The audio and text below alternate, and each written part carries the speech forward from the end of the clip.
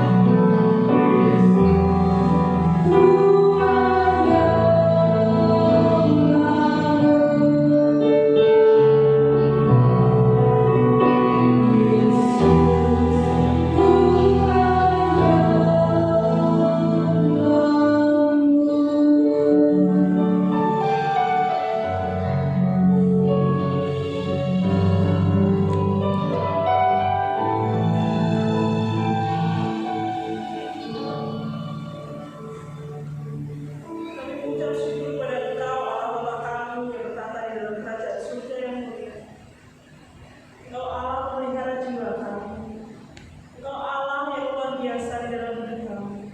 Engkau Allah yang perkasa. Engkau Allah yang memelihara setiap hidup anak-anak yang percaya pada Tuhan. Kami mengucap syukur karena kami memiliki Allah seperti Engkau. Kami mengucap syukur pagi hari ini kami masih boleh memuji Engkau. Kami masih boleh meninggikan nama-Mu. Kami masih boleh menyembah Engkau di tempat kami masing-masing. Terima kasih Tuhan, terima kasih. Biarlah Roh Kudus-Mu terus melawat kami dimanapun kami berada, sehingga kami boleh tertuju kepada Engkau, hanya kepada Engkau. Terima kasih Tuhan, terima kasih pagi hari ini kami siap untuk memuji Engkau. Kami siap untuk meninggikan nama-Mu, bahkan kami siap untuk mendengarkan kebenaran firman-Mu. Kami percaya Engkau memberkati setiap kami yang rindu dan haus akan kebenaran firman-Mu pagi hari. Terima kasih Bapa, terima kasih. Segala puji, hormat, syukur, dan kemuliaan hanya kami berikan di dalam satu nama Tuhan kami, Yesus Kristus. Amin. Ada saja juga Bapak Ibu saudara sekalian, meskipun saat hari ini kita mengalami hari yang cukup sulit, tetapi kita mau percaya di tengah-tengah badai sekalipun Tuhan senantiasa menopang kita, karena Tuhan belum berbeda. Mari kita pujikan di tengah badai topang dunia. Tuhan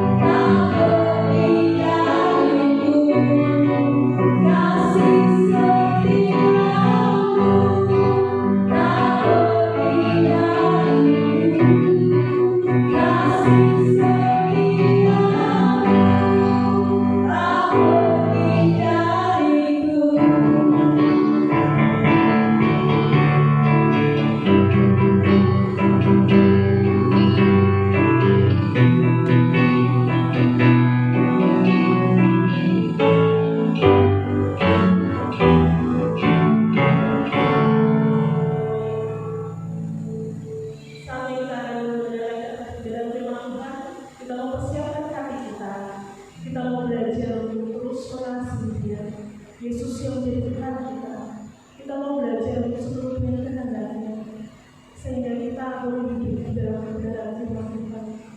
Kita mengangkat satu tujuan, aku mengasihi Engkau Yesus. Kita mengenal dan merasakan sehingga kita terus memiliki cinta kasih kita kepada Yesus.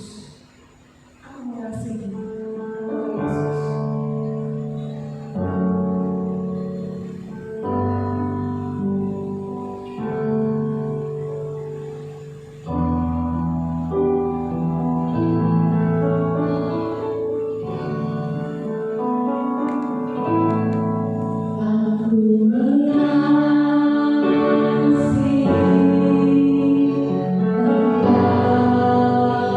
Yesus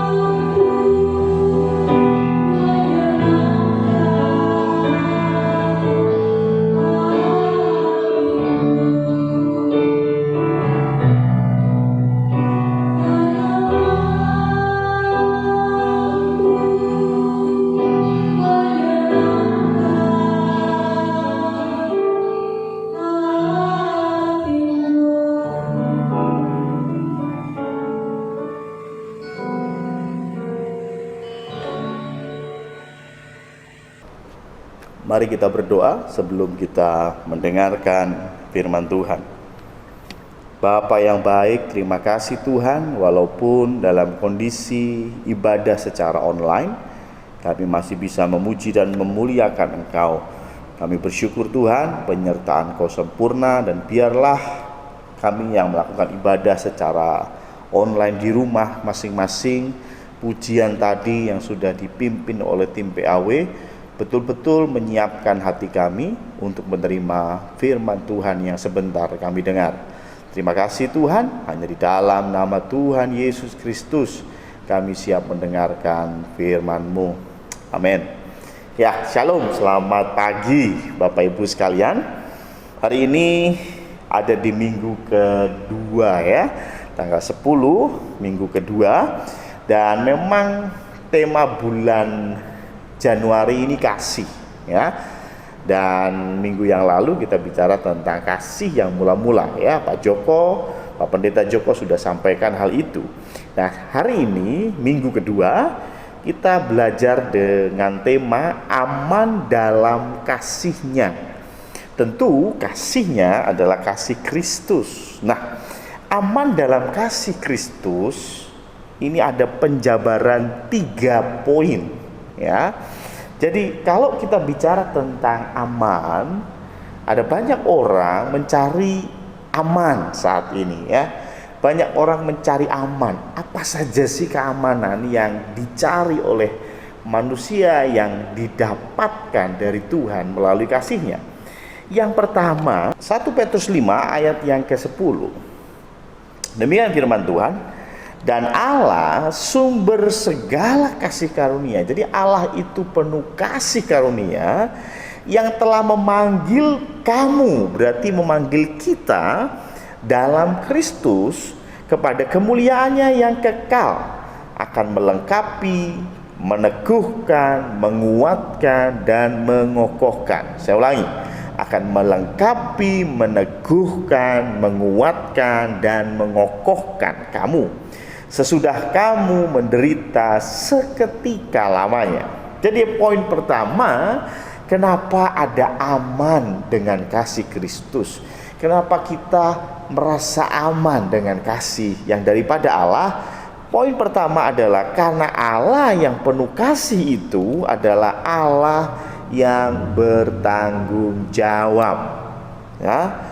Allah kita, Allah yang bertanggung jawab. Dia tidak pernah sekali-kali melepaskan, membiarkan ciptaannya. Apa yang Dia sudah mulai, Dia akan selesaikan ya.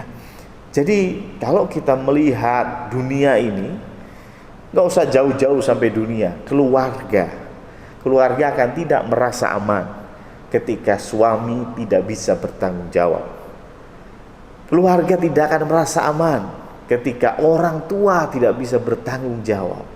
Tetapi ketika ada orang yang berani bertanggung jawab, maka ada keamanan di rumah tersebut. Sama halnya dengan kita, ketika kita ikut Yesus, Tuhan kasih garansi, Tuhan yang kita sembah itu adalah Tuhan yang bertanggung jawab. Tuhan yang telah memanggil kita, enggak cuma manggil, tetapi Tuhan melengkapi, meneguhkan, menguatkan, dan mengokohkan. Karena itu ketika salah satu jemaat kehilangan suaminya karena dipanggil Tuhan beberapa tahun yang lalu, ditinggali 2 anak, dan sampai hari ini Tuhan tidak pernah meninggalkan dia. Tuhan tidak pernah membiarkan anak-anaknya kelaparan. Kenapa? Tuhan bertanggung jawab. Tuhan yang panggil suaminya pulang.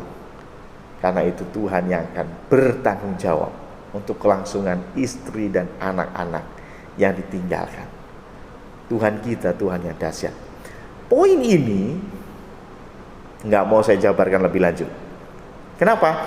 Karena poin ini akan kita pelajari minggu depan, ya, minggu depan. Tetapi yang pertama kita tahu bahwa kenapa kita aman bersama Allah, karena Allah kita Allah yang bertanggung jawab. Ya, poin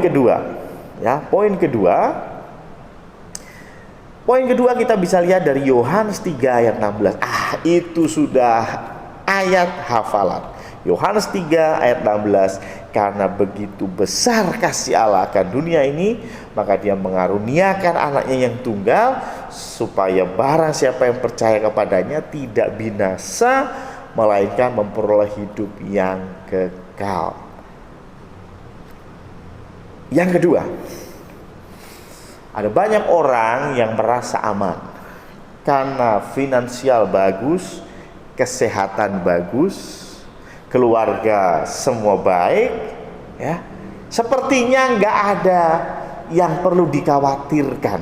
Negara tidak sedang dalam masa perang, semuanya aman. Tapi sampai kapan? Sampai kapan hartamu akan bersamamu? Sampai Tuhan memanggil, sampai kematian datang. Ya. Ketika kematian datang, engkau punya harta, engkau punya keluarga, engkau punya segalanya, tidak ada artinya lagi. Lalu Anda mau kemana? Ya, engkau punya seluruh dunia ini, tapi engkau binasa, maka itu semua sia-sia. Maka tidak ada rasa aman, gak ada.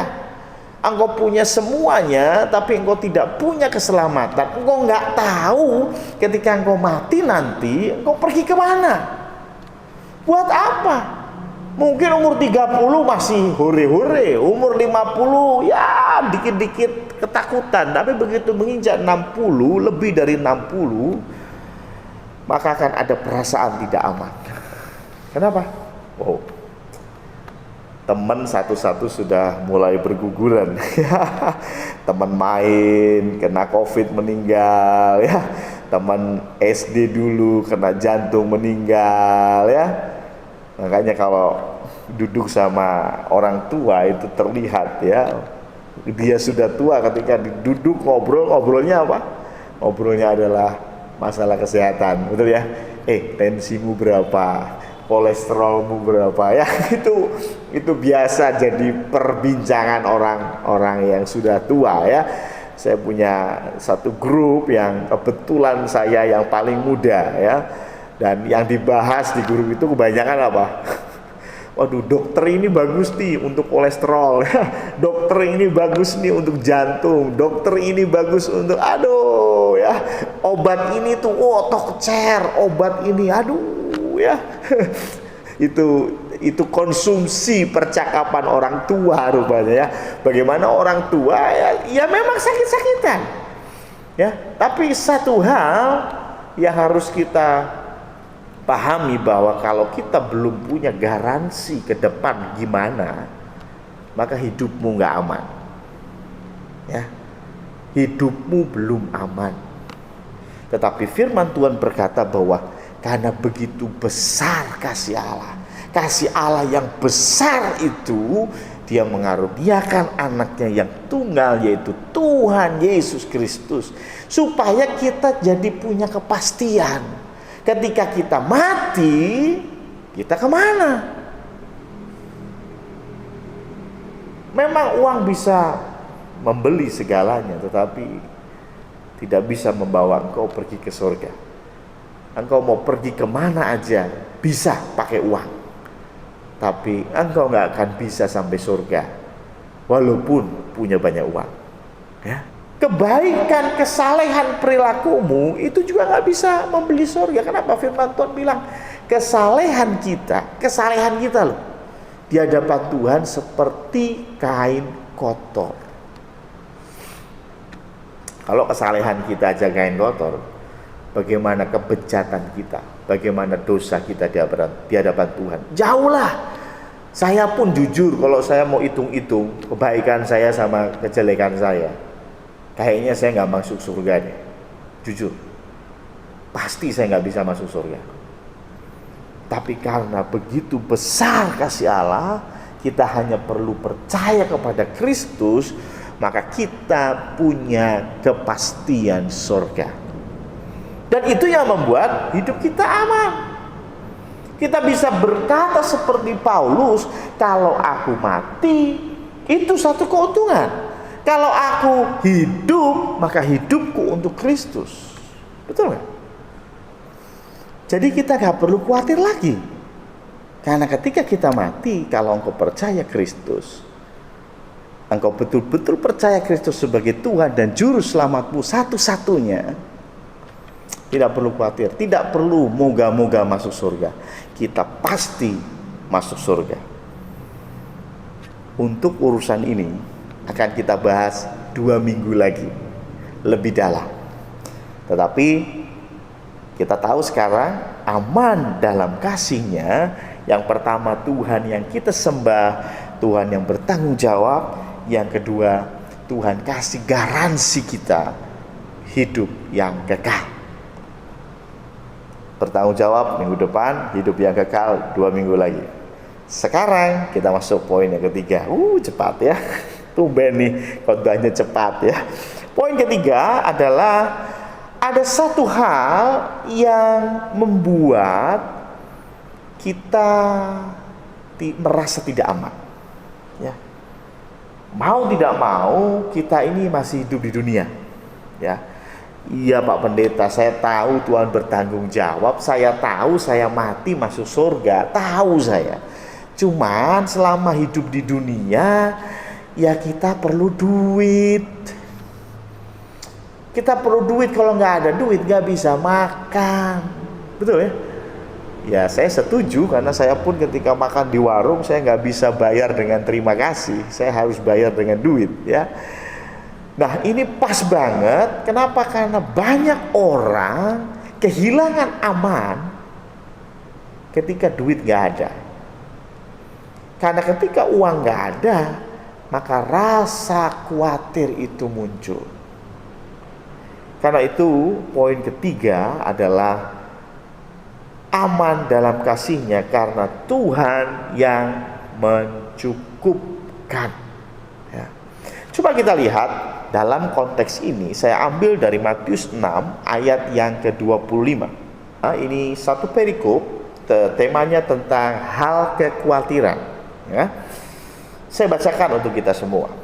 Karena itu aku di sini Tuhan Yesus berkata kepadamu, janganlah khawatir akan hidupmu, akan apa yang hendak kamu makan atau minum, dan jangan khawatir pula akan tubuhmu, akan apa yang hendak kamu pakai. Bukankah hidup itu lebih penting daripada makanan, dan tubuh itu lebih penting dari pakaian? Ini menarik karena kalimat pertama adalah karena itu. Saya nggak bisa ketemu sama Mas Firman kemudian tiba-tiba ngomong karena itu. Apa ini ya? Pasti ada sebab lain, ada cerita sebelumnya yang membuat saya berkata karena itu. Betul ya? Nah, karena itu kita akan mundur satu perikop. Apa sih perikop sebelumnya? Perikop sebelumnya di dalam Matius 6 ayat yang ke-19 bicara tentang hal mengumpulkan harta. Saya bacakan ya, ayat 19 saja. Janganlah kamu mengumpulkan harta di bumi. Di bumi ngengat dan karat merusakkannya, dan pencuri membongkar serta mencurinya. Yang menarik, beberapa hari yang lalu saya mendengar berita di televisi, ada satu orang yang mengumpulkan uang 15 juta dan uangnya dimakan rayap. Wah, saya jadi teringat ayat ini ya, bahwa betul ya, mengumpulkan harta di bumi maka ngengat dan karat merusaknya ya. Karena dulu pakainya koin, logam, uang, tapi kalau sekarang kita pakai kertas mayoritas sehingga dimakan rayap ya. Jadi firman Tuhan ini ya dan amin. Tetapi kembali ini bicara tentang jangan mengumpulkan uang, jangan moto duiten, gampangnya begitu ya. Uang memang kita perlukan, tetapi uang bukan segalanya ya. Nah kalau engkau bingung, lah tapi kan saya mau makan, mau beli baju, mau beli rumah, mau beli mobil, semua pakai uang. Iya, makanya baru muncul ayat 25. Karena itu janganlah khawatir. Kalau kita punya tabungan di surga, kalau kita punya kedekatan dengan Allah, kalau Allah mengasihi kita dan kita menyambut kasih-Nya, kita disebut sebagai anak-anak Allah, maka berkatalah Tuhan, janganlah khawatir akan hidupmu. Dalam konteks kekhawatiran, Tuhan menuliskan ada 2 kebutuhan dasar manusia. Dan juga di belakang nanti ada 2 perbandingan antara manusia dengan objek yang lain, ya. Yang pertama, Tuhan bicara tentang makan, minum, dan pakaian, ya. Makan, minum, dan pakaian. Jadi memang zaman dulu, zaman Tuhan Yesus, kebutuhan pokok itu makan, minum, pakaian. Kalau sekarang, bukan sekarang ya. Kalau dulu saya belajar waktu SD, SMP, di pelajaran ekonomi ada yang namanya kebutuhan primer. Dan kebutuhan primer itu sandang, pangan, nah ini cocok nih. Sandang, pangan cocok. Satu lagi papan. Ya oke lah. Tetapi kalau kemudian dibawa ke tahun 2021, maka kebutuhan primer akan bertambah lagi. Bukan hanya makan, pakaian, tempat tinggal, tapi juga kuota internet, ya, handphone. Ya, sekarang handphone itu sudah masuk kebutuhan primer, coba ya. Apalagi ya, bayar BPJS dan banyak lagi. Karena itu sudahlah, yang lain itu menurut firman Tuhan itu tambahan, ya. Jadi kalau kita bisa makan, bisa minum, bisa punya pakaian, cukuplah itu. Coba kita lihat di dalam 1 Timotius 6 ayat 8. Asal ada makanan dan pakaian, cukuplah. Sudah, ya. Kenapa sih kalau kita memasukkan semua kebutuhan jadi kebutuhan primer, maka selamanya kita nggak pernah berkata cukup. Karena itu yuk sepakat, makanan ada, pakaian ada, cukuplah. Jadi saya bersyukur karena seluruh jemaat hidup berkecukupan. Amin. Hidup berkecukupan. Kalau engkau belum punya rumah, masih ngontrak sana ngontrak sini, ora popo, ya. Firman Tuhan bilang ada makanan, ada pakaian, cukuplah, ya. Karena itu kita kembali. Firman Tuhan berkata bahwa masalah makanan dan minuman juga pakaian ini yang kemudian Tuhan kasih perbandingan di dalam Matius 6 ayat 25. Yang pertama adalah perbandingan bukankah hidup lebih penting dari makanan? Ini dulu nih. Jadi hidup itu lebih penting daripada makanan, ya. Yang lebih penting hidup kita ini Tuhan sudah kasih. Tuhan sudah kasih, hidup kita ini Tuhan sudah kasih. Masa sih makanan nggak Tuhan kasih? Kurang lebih seperti itu analoginya. Hal yang lebih penting mana sih hidup sama makanan? Hidup. Ingat, dikatakan di firman Tuhan bahwa bukan hidup untuk makan, tapi makan untuk hidup. Jadi hidup lebih penting, lebih besar nilainya daripada sekedar makanan, ya. Tubuh nilainya lebih daripada pakaian. Setuju? Pakaian berapa sih Anda beli? Ya. Tapi tubuh Anda, ginjal 1 dijual berapa itu? Ya. Jauh lebih mahal daripada pakaian. Nah, ketika tubuh dibandingkan dengan makanan, tubuh dibandingkan dengan pakaian, hidup dibandingkan dengan makanan, artinya memang tubuh perlu pakaian. Tubuh perlu pakaian. Hidup perlu makan. Memang kalau nggak makan, ya nggak hidup, ya. Maksudnya kelaparan. Kalau nggak punya pakaian, ya tubuhnya juga akan rusak, kedinginan, ya minimal malu, ya kan. Tentunya itu berkaitan. Tetapi value-nya, nilainya jelas berbeda. Tubuh dan hidup nilainya jauh lebih mahal daripada sekedar makanan dan pakaian. Nah, Tuhan Yesus mau bilang begini, hidupmu tuh dari siapa sih? Siapa yang kasih hidupmu? Tuhan. Siapa yang ciptakan tubuhmu? Tuhan. Coba Anda berkaca sekarang. Anda lihat di kaca, mungkin hidung Anda nggak sempurna ya. Pengennya seperti artis Korea yang mancung, tapi ini hidungnya melebar ke samping. Ya, Anda lihat kulit Anda nggak sekuning artis Korea gitu ya. Mungkin badan Anda nggak seideal atlet, tetapi ketahuilah tubuhmu itu yang kasih Tuhan. Ya, hidupmu yang kasih itu Tuhan. Itu pemberian Tuhan. Engkau nggak bisa menciptakan tubuhmu. Betul ya? Jadi kalau tubuh, kalau hidup Tuhan sudah berikan kepada kita, masa sih yang kecil-kecil enggak gitu loh. Ya, nggak usah khawatir. Yang gede aja dikasih, masa sih yang kecil-kecil enggak?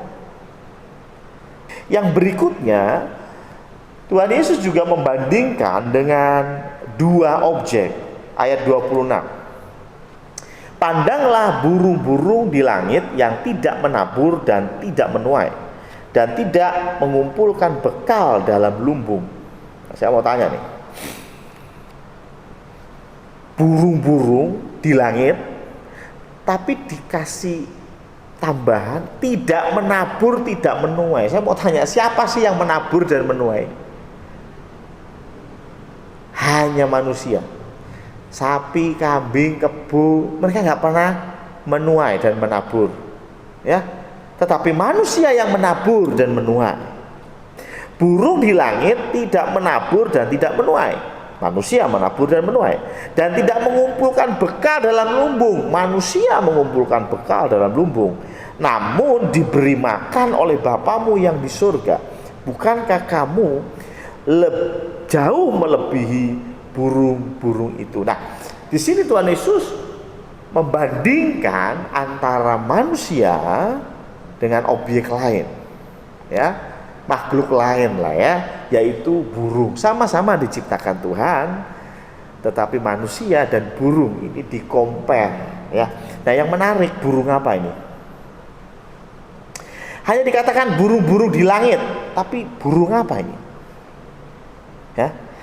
Memang Matius 6 tidak menulis ini burung apa. Tetapi Lukas 12 menuliskan burung apakah itu.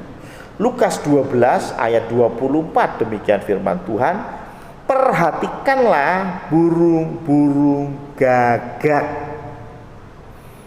ya, yang tidak menabur dan tidak menuai, ya, dan seterusnya. Tapi yang menarik berarti kita bisa tahu bahwa burung yang disampaikan di dalam perikop ini burung gagak.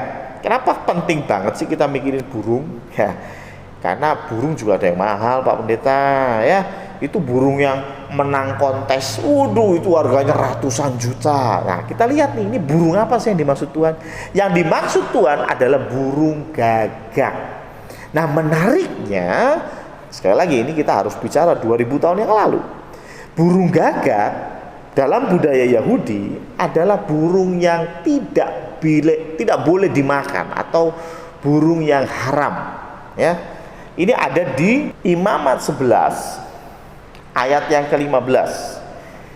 Jadi Imamat 11 itu mulai dari ayat yang ke-1 itu bicara tentang binatang yang haram dan yang tidak haram, ya. Ini ayat 4 nih ya, saya bacain dulu. Tetapi inilah yang tidak boleh kamu makan. Jadi yang nggak boleh dimakan itu apa aja? Listnya banyak banget yang nggak boleh dimakan. Dan sampai kepada ayat yang ke-15, setiap burung gagak menurut jenisnya. Jadi burung gagak nggak boleh dimakan. Alias burung gagak itu najis, ya, unclean, tidak kosher, haram, nggak boleh dimakan. Jadi sama seperti kalau biar mudah membandingkan, saudara sepupu kita, mereka mengatakan babi itu haram, ya, Karena itu babi itu nggak ada nilainya begitu, ya. Nggak ada orang Muslim yang piara babi gitu. Maksudnya punya peliharaan babi gitu ya. Ya, dipihara, disayang. Ini nggak ada ya. Babi itu waduh dipukul ya, diusir kalau itu dibunuh ya. Anjing juga sama, dijilat anjing. Waduh, itu najis gitu ya. Nah, maksud saya bicara ini berarti gagak tadi, burung tadi adalah burung gagak, dan burung gagak adalah burung yang najis. Burung yang bahkan kalau dijual pun nggak ada yang mau beli. Masih mending burung pipit. Betul ya? Burung pipit masih mending. Kenapa? Burung pipit ada harganya. Matius 10 ayat 29. Bukankah burung pipit dijual 2 ekor seduit? Ya. Seduit itu seberapa sih? 1 dinar itu 28 duit ya, seduit itu ya. Jadi kalau dibilang seduit itu kalau dikurskan sekarang lah ya sekitar 4.000 rupiah lah, karena 1 dinar itu banyak yang sepakat biar gampang upah satu orang kerja, satu hari orang kerja ya 100.000 lah. Berarti kalau 28 dibagi 24, 4.000 lah. Jadi kalau dikatakan burung pipit dijual 2 ekor seduit, berarti 4.000 itu dapat 2 biji ya. Jadi burung pipit itu kalau dijual 4.000 rupiah dapat 2 biji, satunya 2.000 rupiah. Wah, murah banget. Bahkan parkir mobil aja lebih mahal dari harga burung pipit. Tapi yang lebih parah, burung gagak ini nggak ada yang mau beli. Karena apa? Najis, nggak bisa dimakan. Buat apa ya? Jadi burung gagak itu tidak ada nilainya. Burung pipit masih lumayan. Ini burung gagak tidak ada nilainya. Dan Tuhan bandingkan itu dengan manusia. Burung gagak yang gak ada nilainya, yang kamu aja gak mau makan, gampangnya begitu. Kamu aja gak mau tangkap, ngabis-ngabisin energi, itu saja dipelihara oleh Bapamu di surga. Apalagi kita manusia, maksudnya itu. Yang kedua, dan mengapa kamu khawatir akan pakaian? Perhatikanlah bunga bakung di ladang. Bunga bakung itu bunga lili, ya. Bunga bakung itu tumbuhan liar, gak ada yang nanam, ya. Yang tumbuh tanpa bekerja dan tanpa memintal. Namun aku berkata kepadamu, Salomo dalam segala kemegahannya pun tidak berpakaian seindah salah satu dari bunga itu. Jadi jika demikian, Allah mendandani rumput di ladang yang hari ini ada dan besok dibuang ke dalam api, tidakkah Ia akan terlebih lagi mendandani kamu, hai orang yang kurang percaya? Ya. Bunga lili atau bakung, bunga bakung, bunga yang tumbuh liar, gak ada yang nanam, dia tumbuh sendiri. Ini sebetulnya analogi yang sama dengan burung gagak tadi. Burung gagak gak ada harganya. Maaf, bunga bakung juga gak ada harganya. Gak ada orang yang milihin bunga bakung dijual ke pasar, gak ada yang jual. Ya ambil aja di luar begitu. Ya, jadi itu bunga liar gitu ya. Yang dikatakan hari ini mekar, besok kering dan dibakar orang, diinjek orang, gak ada harganya. Itu saja Tuhan dandani sedemikian rupa. Bahkan pakaiannya Salomo kalah indah sama bunga bakung. Artinya jangan khawatirlah, bunga bakung yang tidak ada nilainya dibandingkan dengan kita yang ada nilainya, ya, jauh, ya. Karena itu ayat 31, sebab itu janganlah kamu khawatir dan berkata, apakah yang akan kami makan, apakah yang akan kami minum, apakah yang akan kami pakai.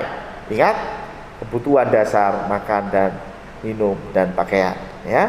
Semua itu dicari bangsa-bangsa yang tidak mengenal Allah. Akan tetapi Bapamu yang di surga tahu bahwa kamu memerlukan semuanya itu. Maka dari itu kuncinya, carilah dahulu kerajaan Allah dan kebenarannya, maka semuanya itu akan ditambahkan kepadamu. Sebab itu, janganlah kamu khawatir akan hari esok, karena hari esok mempunyai kesusahannya sendiri. Kesusahan sehari cukuplah untuk sehari. Ya. Jadi kita jauh lebih berharga. Tuhan sudah bandingkan kita hidup dengan makan, tubuh dengan pakaian. Juga Tuhan bandingkan kita manusia dengan burung gagak yang tidak punya nilai, dengan bunga bakung yang juga tidak punya nilai.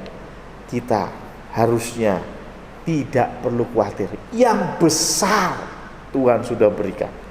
Masa sih yang kecil Tuhan tidak berikan? Yang luar biasa harganya mahal sudah Tuhan berikan. Masa sih yang harganya murah, yang mudah didapat, tidak Tuhan berikan? Tetapi carilah dahulu kerajaan Allah. Maksudnya apa sih? Ayo kita punya hubungan yang dekat dengan Bapa di surga. Kita mau punya relasi yang dekat dengan Allah. Cari uang harus, ya. Menyimpan harus, ya. Tetapi ada yang jauh lebih penting dari itu. Perhatikan bagaimana relasimu dengan Bapa di surga. Kalau relasimu baik, sudahlah, tidak perlu khawatir. Pasti hidupmu aman di tangan Tuhan. Bagaimana Tuhan sudah menjamin, Tuhan yang bertanggung jawab, Tuhan yang akan memenuhi kebutuhan kita. Dan bahkan kalau kita mati sekalipun, Tuhan yang sudah sediakan surga untuk kita. Makanya jangan usah dipikir, tidak usah khawatir. Di tengah-tengah kondisi pandemi seperti ini, di tengah-tengah ibadah online seperti ini, berjaga-jaga harus, tetapi khawatir jangan, ya. Lakukan apa yang kita bisa, selebihnya serahkan kepada Tuhan. Tuhan kita mengerti apa yang Anda dan saya butuhkan. Amin. Mari kita tundukkan kepala, kita berdoa. Tuhan Allah Bapa kami, terima kasih Tuhan, karena Engkau kembali mengingatkan kami bahwa Engkau Tuhan yang baik, Tuhan yang bertanggung jawab. Sekalipun kami harus melangkah ke dalam lembah kekelaman, Engkau Tuhan yang bertanggung jawab. Kami bersyukur karena Engkau juga Tuhan yang memberikan garansi kepada kami bahwa surga sudah disiapkan untuk kami. Kami tidak perlu khawatir lagi. Kalaupun jerat dunia menyebabkan kami harus kehilangan nyawa, kami dimusuhi banyak orang hanya karena kami mempercayai Engkau sebagai Tuhan dan Juru Selamat kami, dan itu harus dibayar dengan nyawa kami. Tuhan sudah siapkan tempat yang terbaik, dan kami pun yakin dan percaya ketika kami di dunia, Tuhan akan mencukupkan segala sesuatu. Terima kasih Tuhan, terima kasih. Hamba-Mu sudah selesai berbicara, tetapi biarlah Engkau yang sempurnakan. Hanya di dalam nama Tuhan Yesus Kristus kami berdoa. Amin. Ya, kita akan masuk ke pengumuman, ya. Mari kita buka warta jemaat kita. Untuk pelayanan seminggu ke depan, mulai hari ini, hari Minggu, semua dilakukan secara online, termasuk juga doa Selasa sementara dilakukan secara online, ya. Sudah ada di warta jemaat petugas saya semua untuk laporan kas pembangunan saldo per 9 Januari sebesar Rp17.938.930. Adapun ibadah minggu depan masih dilakukan secara online. Petugas Bapak Ibu bisa lihat di warta jemaat. Kemudian masih diberikan kesempatan untuk jemaat yang belum dibaptis dan ingin dibaptis pada tanggal 2 April bisa mendaftar kepada saya atau kepada saudari Veronica. Ya, itu adalah pengumuman dari Warta Jemaat, tetapi saya juga mau memberikan pengumuman yang di luar Warta Jemaat, yaitu perkembangan kondisi jemaat pasca COVID ya. Setelah masuk ke tahun 2021, terakhir saya update ada 2 jemaat yang positif COVID dan sudah sembuh ya, puji Tuhan.